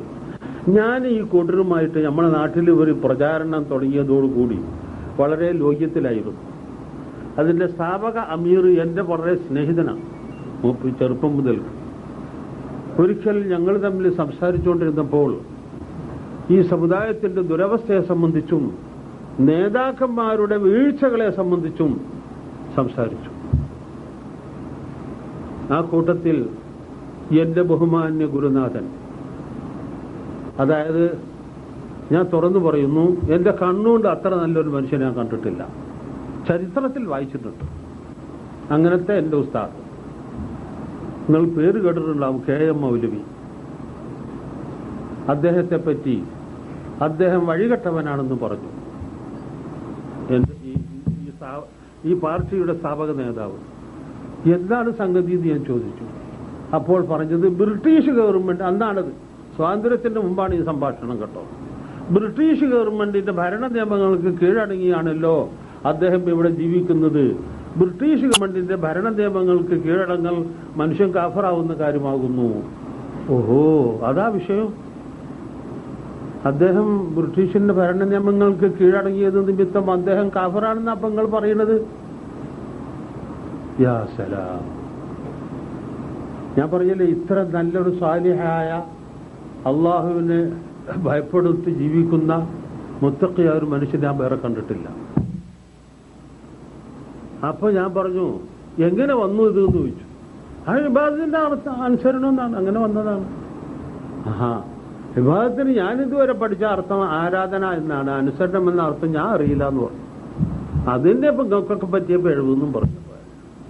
ആഹാ, എന്നാ ഞാനാ ഒന്ന് പരിശോധിക്കട്ടെ, വിവാഹത്തിന് അനുസരണം എന്നുള്ള ഈ പുതിയ അർത്ഥം എത്രത്തോളം ശരിയാണെന്നുള്ളത് ഞാൻ പരിശോധിക്കട്ടെ. ശരിയാണെന്ന് തെളിഞ്ഞാൽ ഞാൻ നിങ്ങളുടെ കൂടെ ഉണ്ടാകും, അല്ലാത്ത പക്ഷം ഞാൻ നിങ്ങളുടെ എതിർഭാഗത്തും ഉണ്ടാവും കേട്ടോ എന്ന് പറഞ്ഞു. അങ്ങനെ തുടങ്ങി പരിശോധിക്കാൻ. ധാരാളം പണ്ഡിതന്മാരുമായി ചർച്ച ചെയ്യുകയും ധാരാളം കിതാബുകൾ പരിശോധിക്കുകയും ചെയ്തു. അന്ന് കേരളത്തിലൊന്നും എവിടെയും ഇല്ലാത്ത ഒരു വലിയ ഡിക്ഷണറി, ലിസാനുൽ അറബ് എന്ന പേര്, മെമറാബാദിൽ ഉണ്ടെന്ന് അറിഞ്ഞിട്ട് അവിടെ പോയി അത് നോക്കാൻ. അത്രയൊക്കെ ഞാൻ ബുദ്ധിമുട്ടിയിട്ടുണ്ട് ഈ വിഷയത്തിൽ. ആ മെമറാബാദിൽ പോയി ലിസാനുൽ അറബ് നോക്കിയപ്പോൾ അതിൽ നിന്ന് ഒരിക്കലും ആ അർത്ഥം ശരിയാവില്ല എന്നും തെളിവ് കിട്ടി. അതിൽ പറഞ്ഞൊരു വാചകം ഞാൻ കാണാപ്പാടാക്കിയതാണ്. വഅമ്മാ അബ്ദുൻ ഖദമ മൗലാഹു ഫലാ യുഖാലു അബ്ദഹു. ഒരു അടിമ യജമാനന് ഖിദ്മത്ത് ചെയ്താൽ, ഖിദ്മത്ത് ഇപ്പം എന്താ? യജമാനോട് അനുസരണല്ലേ ഖിദ്മത്ത്? അനുസരണക്കേടായിട്ടുള്ള ഒരു ഖിദ്മത്തുണ്ട്. ഖിദ്മത്ത് ചെയ്താൽ ഫലാ യുഖാലു അബ്ദഹു, ഇബാദത്ത് ചെയ്തു എന്ന് പറയൂല. അതാണ് കണ്ടത്. എന്റെ യാത്ര മുതലായെന്ന് പറഞ്ഞു ഞാൻ. അങ്ങനെയുള്ള എന്റെ ആ അന്വേഷണം, ആ അന്വേഷണത്തിന് വേണ്ടി ഞാൻ ചെയ്തിട്ടുള്ള ത്യാഗങ്ങൾ എന്നെ ഇപ്പോൾ നിങ്ങൾ കാണുന്നിടത്ത് എത്തിച്ചു. അതെന്ന് ചുരുക്കം. സഹോദരങ്ങൾ, മഹാ അപകടമാണ്. അപ്പോ അനുസരണം എന്നുള്ള അർത്ഥം ഇവിടെ ഒക്കൂല. അർത്ഥം അതിനുണ്ടോ ഇല്ല എന്നുള്ള പ്രശ്നമല്ല, ഇവിടെ അത് പറ്റൂല എന്നുള്ളതാ പ്രശ്നം കേട്ടോ. അത് എങ്ങനെ നമ്മൾക്ക് ബോധ്യപ്പെടും? ഇത് തന്നെ ഒന്നും വേറെ സ്ഥലത്തും പലരെയും അനുസരിക്കാൻ അള്ളാഹു കൽപ്പിച്ചിരിക്കുന്നു, അതുകൊണ്ട് ഇവിടെ അർത്ഥം വെക്കാൻ പറ്റൂല. വ്യക്തമായ തെളിവാണ്. ഇനി നമ്മളൊന്ന് പരിശോധിക്കുക. ഇബാദത്തിന് അള്ളാഹുവിന് മാത്രം എന്ന്, ഇബാദത്ത് അള്ളാഹുവിന് മാത്രം എന്ന് പ്രബോധനം ചെയ്യാൻ വന്ന പ്രവാചകന്മാരുടെ ചരിത്രത്തിലേക്ക് ചെറിയൊരു എത്തിനോട്ടം. ഈ രംഗത്ത് ആദ്യം വന്നത് നൂഹ് നബിയാണെന്ന് കാണുന്നുണ്ട്. നൂഹ് നബിക്ക് മുമ്പ് പ്രവാചകന്മാർ വന്നിട്ടുണ്ടെങ്കിലും അവർക്കൊന്നും തന്നെ ബിംബാരാധനയ്ക്കെതിരായി പ്രസംഗിക്കേണ്ടി വന്നിട്ടില്ല. ബിംബാരാധന ലോകത്ത് തുടങ്ങിയതിനു ശേഷം അള്ളാഹു അയച്ച പ്രവാചകൻ നൂഹ് നബിയാണ്. അപ്പൊ അദ്ദേഹം ആ കാര്യത്തിൽ പ്രവർത്തിക്കേണ്ടി വന്നു. അദ്ദേഹത്തിന്റെ ജനത വദ്, സുബാഅ്, യഗൂസ്, യഊഖ്, നസ്ർ, ഇങ്ങനെ 5 ഔലിയാക്കന്മാർ, ഔലിയാക്കന്മാർ തന്നെ പറഞ്ഞു ഇബാദത്ത് ചെയ്യുന്നവരായിരുന്നു. നൂഹ് നബി വന്നിട്ട് പറഞ്ഞു പാടില്ല, വദ്, സുബാഅ് മുതലായവർക്ക് ഇബാദത്ത് പാടില്ല, ഇബാദത്ത് അള്ളാഹുവിന് മാത്രം, ലാ ഇലാഹ ഇല്ലല്ലാഹ് എന്ന് പറഞ്ഞു. അപ്പൊ അതിന്റെ അർത്ഥം എന്താണ്? വദ്, സുബാഅ് മുതലായവരെ അനുസരിക്കാൻ പാടില്ല എന്നല്ല അർത്ഥം, അവർക്ക് അടിമപ്പെടാൻ പാടില്ല എന്നുമല്ല. പിന്നെയോ ഒദ്ദുസുവായ മുതലായവരെ ആരാധിക്കാൻ പാടില്ല എന്ന് തന്നെയാണ് അതിന്റെ അർത്ഥം. വേറൊന്നും അവിടെ പറ്റൂല. ഒന്ന്. പിന്നീട് വന്ന ഏറ്റവും പ്രധാനപ്പെട്ട പ്രവാചകൻ ഇബ്രാഹിം നബി അലൈഹിസ്സലാമിന്റെ കഥയും കൂടി കേൾക്കുക. ഇബ്രാഹിം നബി വന്നപ്പോൾ മനുഷ്യർ സൂര്യൻ, ചന്ദ്രൻ, നക്ഷത്രങ്ങൾ, വിഗ്രഹങ്ങൾ ഇവരെയെല്ലാം ആരാധിക്കുന്നവരായിരുന്നു. ഇതൊന്നും പാടില്ല. ഇബാദത്ത് അള്ളാഹുവിന് മാത്രമേ ആകാവൂ. നമ്മളെ സൃഷ്ടിക്കുകയും സംരക്ഷിക്കുകയും ചെയ്തുകൊണ്ടിരിക്കുന്ന സർവശക്തനായ ആ യജമാനന് മാത്രമേ, അവനക്ക് മാത്രമേ ഇബാദത്ത് പാടുള്ളൂ. ലാ ഇലാഹ ഇല്ലല്ലാഹ് എന്ന് ഇബ്രാഹിം നബി പറഞ്ഞു. അപ്പൊ അതിന്റെ അർത്ഥം സൂര്യനെയും ചന്ദ്രനെയും അനുസരിക്കാൻ പാടില്ല, സൂര്യൻ ചന്ദ്രൻ മുതലായതിനൊന്നും അടിമപ്പെടാൻ പാടില്ല എന്നല്ല. ആ രണ്ടർത്ഥം അവിടെ പറ്റൂല. ആരാധിക്കുക എന്നുള്ള അർത്ഥം തന്നെ അവിടെ ഉള്ളൂ. രണ്ട്, അവിടെ വേറൊന്നും കൂടി ശ്രദ്ധിക്കാനുണ്ട്. അന്നത്തെ ഭരണാധികാരി ലോകത്ത് അറിയപ്പെട്ട അതിദുഷ്ടന്മാരായ താഗൂത്തുകളിൽ പ്രധാനിയായിരുന്നു നമ്രൂദ്. നമ്രൂദിന്റെ ഭരണത്തിന് കീഴിലാണ് ഈ ജനത വളരുന്നത്, ജീവിക്കുന്നത്. എന്നാൽ ആ ഭരണം സംബന്ധിച്ച് എന്തെങ്കിലും ഇബ്രാഹിം നബി പറഞ്ഞതായ ഒരു റിപ്പോർട്ട് എവിടെയും ഖുർആനിൽ കാണുന്നില്ല.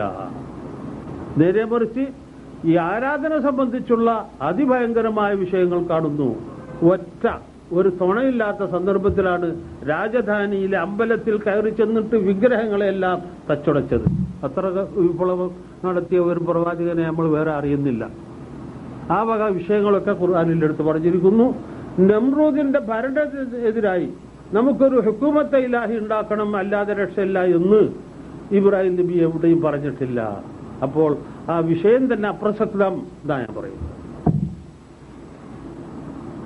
പിന്നീട് വന്ന മുഹമ്മദ് നബി സല്ലല്ലാഹു അലൈഹി വസല്ലം വന്നപ്പോൾ മനുഷ്യർ ലാത്ത, ഉസ്സ, മനാത്ത് മുതലായ വിഗ്രഹങ്ങൾക്കും മറ്റ് പല മഹാത്മാക്കൾക്കും ഇബാദത്ത് ചെയ്യുന്നവരായിരുന്നു.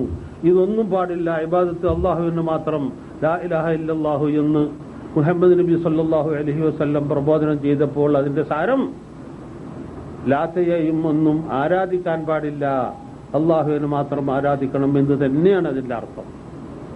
അനുസരണത്തിന്റെയും അടിമത്വത്തിന്റെയും വർത്തമാനം അവിടെ ഇല്ല. 3 പ്രവാചകന്മാരുടെ, പ്രധാനികളായ പ്രവാചകന്മാരുടെ വിഷയത്തിലേക്കാണ് ഞാൻ ഇപ്പോൾ ചൂണ്ടിക്കാണിച്ചത്. എന്നാൽ മറ്റെല്ലാ പ്രവാചകന്മാരും ഇങ്ങനെ തന്നെ എന്നുള്ളതിൽ യാതൊരു സംശയത്തിനും വകയില്ല. അപ്പോൾ അമ്പിയാക്കന്മാരുടെ അടുക്കൽ ഇബാദത്തിന് ആരാധന എന്നർത്ഥമല്ലാതെ അനുസരണമെന്നും അടിമത്തമെന്നും ഇവിടെ അർത്ഥമില്ല. ഇത് വെറുപ്പ് കെട്ടിണ്ടാക്കിയതാ. എന്തിനു വേണ്ടിയും? ഭരണം സ്ഥാപിക്കാൻ വേണ്ടി. എന്നിട്ടോ എന്തായി? ഹസിറത്ത് ദുന്യാവൽ ആഖിറ. ദുന്യാവും ആഖിറും രണ്ടും നഷ്ടപ്പെട്ടു കേട്ടോ. എന്തേ നഷ്ടം വന്നത്? നമസ്കാരം, നോമ്പും ഹജ്ജും സക്കാത്തും ഒക്കെ ഭരണം നടത്താനുള്ള പരിശീലനമായിട്ടാണ് അള്ളാഹു ഫറലാക്കിയതെന്ന് അള്ളാഹുവിന്റെ പേരിൽ കളവ് പറഞ്ഞു വരും കേട്ടോ. അള്ളാഹു പറഞ്ഞത് നിങ്ങൾ നിസ്കാരം കൃത്യമായിട്ട് ചെയ്തോളി, നോമ്പ് നൽകി, ഹജ്ജ് ചെയ്യി, നിങ്ങളുടെ പാപം പുറത്തു തരുമെന്നാണ് പറഞ്ഞത്. പരലോകത്ത് നിങ്ങൾക്ക് സ്ഥാനം തരും, രക്ഷ നൽകും എന്നാണ് പറഞ്ഞിട്ടുള്ളത്. നിങ്ങൾക്ക് ഭരണം നടത്താൻ ഇതൊരു ഉപാധിയായി അള്ളാഹു പറഞ്ഞിട്ടില്ല. എന്നിട്ട് ഇവരെന്ത് ചെയ്തു? അള്ളാഹുവിന്റെ പേരിൽ കളവ് കെട്ടി പറഞ്ഞു. ഇതൊക്കെ അള്ളാഹു ഫറലാക്കിയത് ഈ ആവശ്യത്തിലേക്ക് വേണ്ടിയാണ്. എന്തേപ്പോ അവിടെ വന്ന അപകടം? മഹാ അപകടം. എന്താണ്? ഇന്നമൽ അഅ്മാലു ബിന്നിയ്യാത്ത് എന്ന് സന്ദർഭവശാൽ ഞാൻ നേരത്തെ പറഞ്ഞല്ലോ. ഭരണം ഉദ്ദേശിച്ച് നമസ്കരിച്ചു, എന്നിട്ടോ വയറളയി. ഭരണം കിട്ടിയോ? ഈ നിസ്കാരത്തിന് ആഖിറത്തിൽ ചെന്നാൽ കൂലി കിട്ടുമോ? ഇല്ല. അതാ പറഞ്ഞത്, ദുന്യാവ് ആഖിറവും നീട്ടപ്പെടുത്താണ് ഇവർ ചെയ്തിരിക്കുന്നത്. പാവങ്ങൾ, പോയത്തക്കാർ. ഇതെന്തൊരു അത്ഭുതം! ഇവരുടെ ബുദ്ധിക്ക് എന്ത് പറ്റിയെന്നാണ് ഞാൻ ചോദിക്കുന്നത്.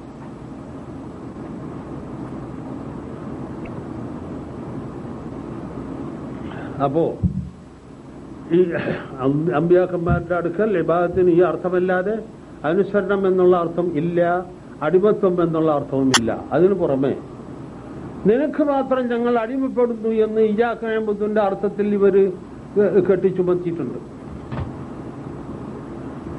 ഈ ആയത്ത് മനുഷ്യർക്ക് പറഞ്ഞു കൊടുത്ത, അള്ളാഹുവിങ്കിൽ നിന്ന് വഹയി ലഭിച്ചിട്ട് മനുഷ്യരെ ഇത് പഠിപ്പിച്ച ആ പ്രവാചകൻ സ്വന്തം അടിമകളുണ്ടായിരുന്നു അവർക്ക്.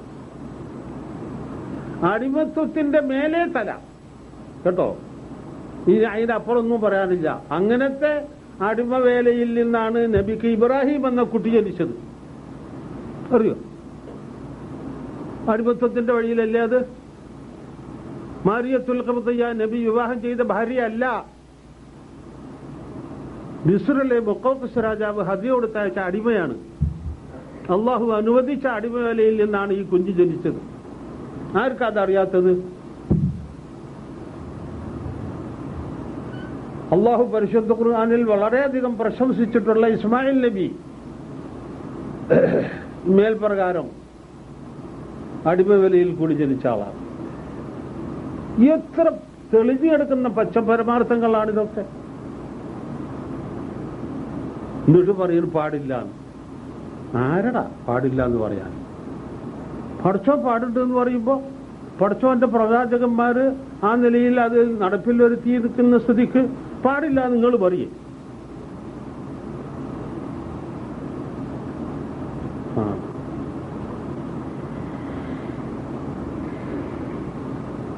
മൂന്നർത്ഥമുണ്ട്, മൂന്നും പരിഗണിക്കണം. ഞാൻ പറഞ്ഞു ലോകത്തൊരു മനുഷ്യൻ എന്തുവരെ അങ്ങനെ പറഞ്ഞിട്ടില്ല. മൂന്നർത്ഥം ഉണ്ടെങ്കിൽ, ഇത്ര അർത്ഥം ഉണ്ടെങ്കിൽ അതാത് സ്ഥലത്ത് യോജിക്കുന്നത് ഏതെന്ന് നോക്കിയിട്ട് അത് വെക്കണം. ഞാൻ ഒരു വളരെ വളരെ ഈസിയായ ഒരു ഉദാഹരണം പറയാം. നമ്മളെ ഭാഷയിൽ കരി കൊണ്ടുപോവാ എന്ന് പറഞ്ഞാൽ പല്ല് തേക്കുന്ന കരിയും തീ കത്തിക്കുന്ന കരിയും നിലം പൂട്ടുന്ന കരിയും എല്ലാം കൂടി കൊണ്ടേ കൊടുക്കണോ?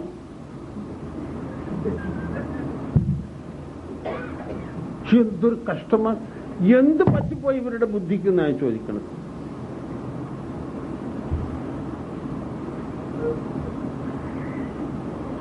സഹോദരങ്ങളെ, കാര്യം മഹാപകടം. നമ്മുടെ സമുദായത്തിൽ ഇസ്ലാം ദീന് പരിശുദ്ധ ഖുർആനിൽ നിന്നും നബിചര്യയിൽ നിന്നും പഠിച്ചിട്ട് അതുപ്രകാരം ജീവിക്കണമെന്ന് ആഗ്രഹിക്കുന്ന, അങ്ങനെ പ്രചാരവേല ചെയ്യുന്ന ചില ആളുകൾ ഉണ്ട്, ഉരുത്തിരിഞ്ഞു വന്നിട്ടുണ്ട്. ആ കൂട്ടത്തിൽ നിന്നാണ് ഈ വേർപെട്ടു പോയിരിക്കുന്നത്. എന്തൊരു സങ്കടം! ഇനിയിപ്പോ ഒന്ന് രണ്ട് ചെറിയ വർത്താനം കൂടി പറഞ്ഞോട്ടെ. അരീക്കോട് അടുത്ത് കുനിയിൽ എന്നൊരു സ്ഥലം. അവിടെ ഒരു സത്യാന്വേഷണ സമിതി എന്നൊന്നുണ്ടായി. എന്നിട്ട് അവരുടെ നോട്ടീസ് ഇറക്കി. ലാ ഇലാഹ ഇല്ലല്ലാഹുവിന്റെ അർത്ഥം സംബന്ധിച്ച് ഞങ്ങളുടെ നാട്ടിൽ അഭിപ്രായ വ്യത്യാസം ഉണ്ടായിരിക്കുന്നു. വ്യസനം തന്നെ. അള്ളാഹുവിനെ മാത്രം ആരാധനക്കർഹൻ അള്ളാഹു മാത്രമാണെന്ന് ഒരു കൂട്ടർ അർത്ഥം പറയുന്നു. അനുസരണം, അടിമത്തം, ആരാധന, ഈ മൂന്ന് കാര്യങ്ങൾക്ക് അർഹൻ അള്ളാഹു മാത്രമാണെന്ന് വേറെ കൂട്ടർ അർത്ഥം പറയുന്നു. ഇതിൽ നിന്ന് പ്രശ്നങ്ങൾ ഉത്ഭവിച്ചിട്ടുണ്ട്. അതുകൊണ്ട് ഇത് ശരിക്കൊന്ന് പഠിക്കാൻ ഞങ്ങൾ ആഗ്രഹിക്കുന്നു. ജനങ്ങളും പഠിക്കട്ടെ. ഈ രണ്ട് കക്ഷിയിലും പെട്ട ആലിമീങ്ങളെ ഞങ്ങൾ അവരവരുടെ വാദം തെളിയിച്ച് പ്രസംഗിക്കാൻ ക്ഷണിക്കുന്നു. ജനം രണ്ടും കേട്ടിട്ട് ഓരോരുത്തർക്കും മനസ്സിലാകുന്ന പ്രകാരം അവർ തീരുമാനിച്ചു കൊള്ളട്ടെ. ഈ പൊതുവായ ക്ഷണം അനുസരിച്ച് ഇവിടെ വന്ന് പ്രസംഗിക്കാൻ സന്മനസ്സുള്ളവർ ദയവുണ്ടായി ആ വിവരം ഞങ്ങളെ അറിയിക്കണമെന്ന് അപേക്ഷിക്കുന്നു. ഇന്ന തീയതി വരെ 1.5 മാസത്തെ അവധി നിശ്ചയിച്ചിട്ട് ഇന്ന തീയതി വരെ ഞങ്ങൾ ഇതിൽ കാത്തിരിക്കുന്നതാണ്. അതിനുശേഷം പ്രാസംഗികന്മാരുടെ പേരും മറ്റു വിവരങ്ങളും കാണിച്ച് രണ്ടാമത് നോട്ടീസ് ഇറക്കുന്നതും പരിപാടി നടത്തുന്നതുമാകുന്നു. ഇൻഷാ അല്ലാഹ്. ഏതെങ്കിലും ഒരു കൂട്ടർ മുന്നോട്ട് വരാതിരിക്കുന്ന പക്ഷം അവരുടെ കാര്യം പിഴവിലാണെന്ന് അവർ കരുതുന്നു എന്ന് ഞങ്ങൾ പറയും. ഈ യോഗത്തിൽ അധ്യക്ഷം വഹിക്കാൻ പേര് പറഞ്ഞാലിപ്പോ എന്താ വല്ലതും ഉണ്ടോ? അമീർ സിദ്ദീഖ് ഹസൻ സാഹിബിനെ ഞങ്ങൾ ക്ഷണിക്കുന്നതാകുന്നു. അദ്ദേഹം സ്വീകരിക്കാത്ത പക്ഷം കെ ഉമർ മൗലവിയെ ക്ഷണിക്കുന്നതാകുന്നു എന്നും നോട്ടീസ് ഇറക്കി. അങ്ങനെ നമ്മളെ ഈ മൂന്നർത്ഥം പറ്റൂല, ഒരർത്ഥമേ പറ്റുള്ളൂ എന്ന വാദക്കാരായ പലരും കത്തയച്ചു. ഞാൻ വരാം, ഞാൻ പ്രസംഗിക്കാം. ഞാനും കത്തയച്ചു. എനിക്ക് ഒരു അരമണിക്കൂർ അനുവദിക്കണം, ഞാൻ പ്രസംഗിക്കാൻ ആഗ്രഹിക്കുന്നു എന്നൊക്കെ പറഞ്ഞിട്ട് ഞാനും കത്തയച്ചു. മൂന്നർത്ഥക്കാർ കുറെ ആള് കത്തയച്ചു. എല്ലാവരും പറഞ്ഞു ഈ പരിപാടി അനാവശ്യമാണ്, ഞങ്ങൾ വരൂല. എന്താ വിശേഷം? അവരിടയ്ക്കിടയ്ക്ക് അവിടെ വന്ന് പരിപാടി നടത്തുന്ന സ്ഥലമാണിത്. എന്നിട്ട് ഇങ്ങനെ ഒരു വേദി ഉണ്ടാക്കി കൊടുത്തപ്പോൾ വരൂല്ല എന്ന് പറയാൻ കാരണം എന്ത്? കഴിയൂല. പൂച്ചയുടെ മുമ്പിലേക്ക് മീൻ കൽപ്പിച്ചു കൂട്ടി ചാടൂലല്ലോ, വരൂല. അങ്ങനെ അവസാനം യോഗം നടന്നു. ഈ കഴിഞ്ഞ സെപ്റ്റംബർ 15-ാം തീയതി യോഗം നടന്നു. ഞാനും എൻ്റെ കുറച്ച് സ്നേഹിതന്മാരും കൂടി അവിടെ ചെന്നു. അപ്പോൾ മറ്റൊരു അവിടെ നോട്ടീസ് എഴുതി വെച്ചിരിക്കണ 15-ാം തീയതി ഈ പരിപാടി നടക്കുകയില്ല. നാടുകൾ വലിയ പോസ്റ്ററുകൾ എഴുതി വെച്ചിരിക്കുന്നു. ആ കാരണത്താൽ എത്രയോ ആളുകൾ വരാൻ ഉദ്ദേശിച്ചത് വേണ്ടാന്ന് വെച്ചു. ബസ് ഏർപ്പാട് ചെയ്തിരുന്നു അത്ര ചില നാട്ടുകാർ ഈ യോഗത്തിന് വരാൻ വേണ്ടി. അതൊക്കെ ക്യാൻസലാക്കി. അങ്ങനെ യോഗം നടന്നു. പക്ഷെ എനിക്ക് പ്രസംഗം ഡോക്ടർമാർ ഇമാമും ജമാഅത്തുമായി വിരോധിച്ച ഒരു കാലഘട്ടമായിരുന്നു അത്. യാത്രയും പ്രസംഗവും എന്നോട് കഠിനമായി വിരോധിച്ചു. എനിക്ക് സുഖമില്ലത്രേ. അവർ പറയാ നാട്ടിൽ കുറച്ചൊരു അറ്റാക്ക് ഉണ്ട്, അതുകൊണ്ട് ഇതൊന്നും പാടില്ല. എനിക്കത് തോന്നിയിട്ടില്ല കേട്ടോ. എന്താ ഒരു കൊതു അടിക്കുന്ന വേദനയും കൂടി എനിക്കുണ്ടായിട്ടില്ല. പിന്നെ ഇവർ അപ്പൊ പറഞ്ഞു അങ്ങനെയുള്ളതാണ് ഏറ്റവും കടുപ്പമെന്ന്. ഞാൻ പിന്നെ എൻ്റെ മക്കളും ഡോക്ടർമാരെല്ലാം കൂടി ഇങ്ങനെ പറഞ്ഞത് കൊണ്ട് എന്തെങ്കിലും ആട്ടെ എന്നും പറഞ്ഞ് അവർ പറഞ്ഞു പ്രകാരം 3 ആഴ്ച വിശ്രമിക്കാൻ തീരുമാനിച്ചു. വീട്ടിൽ കിടക്കുകയാണ്. അതിൻ്റെ ഇടയിലാണ് ഈ 15-ാം തീയതി വന്നത്. ഞാൻ പറഞ്ഞു എനിക്ക് കാറിൽ ഇരുന്ന് പോകാൻ ആഫിയത്തുണ്ടെങ്കിൽ ഞാൻ പോകും. പക്ഷെ പ്രസംഗിക്കണില്ല. പ്രസംഗം എഴുതി ആരെക്കൊണ്ടെങ്കിലും വായിപ്പിക്കാൻ നിശ്ചയിച്ചു. എഴുതി നോക്കിയപ്പോൾ എനിക്ക് തോന്നി അത് അച്ചടിക്കലാന്നല്ലായിരുന്നു. അങ്ങനെ അച്ചടിച്ചു. അവിടെ പോയി തിരുവങ്ങാടി PSM കോളേജിലെ ലെക്ചറായിരുന്ന ദാവൂദ് എന്നൊരു എൻ്റെ ഭാര്യയുടെ അടുത്ത ബന്ധുണ്ടായിരുന്നു. അവിടെ വായിച്ചു. അച്ചടിച്ചു കൊണ്ടുപോയത് അവിടെ വിതരണം ചെയ്തു.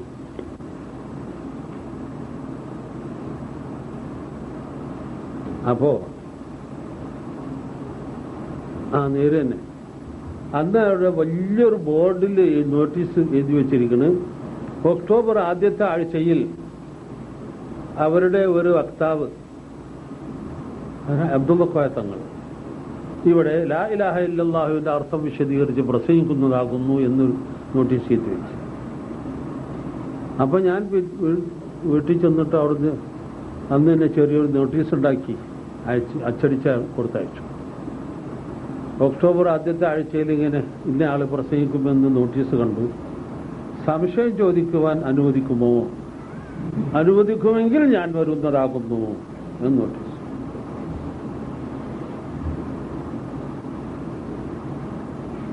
അനുവാദമില്ല, ഞങ്ങൾക്ക് പോലുമില്ല. എന്നിട്ട് ആ പറഞ്ഞതിന്റെ മുമ്പ് ഒക്ടോബർ ആദ്യത്തെ ആഴ്ച എന്നാണ് പറഞ്ഞിരുന്നത്.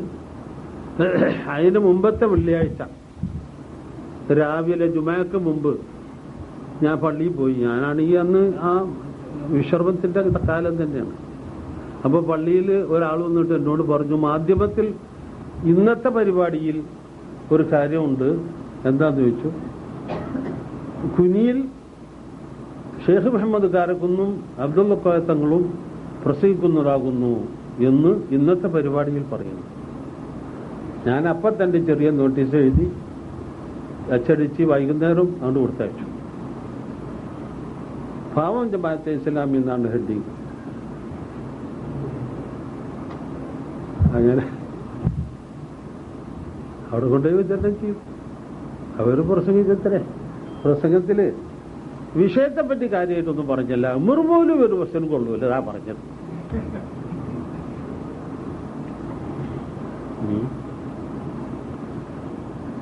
ആട്ടെ, ഇപ്പൊ രണ്ടാമത് ഇപ്പൊ അതിന് വേണ്ട ഏർപ്പാടൊക്കെ ഞാൻ പറഞ്ഞു വെച്ച് പോന്നിരിക്കുകയാണ്. അങ്ങനെ കുനിയിൽ ജമാഅത്തെ ഇസ്ലാമിയുടെ കുനിയൽ തുടങ്ങി. അത് ഇനി ഇൻഷാ അല്ലാഹ് അടുത്ത് പൂർത്തിയാവും. ഇത് രസത്തിന് പറഞ്ഞതാ അവിടെ.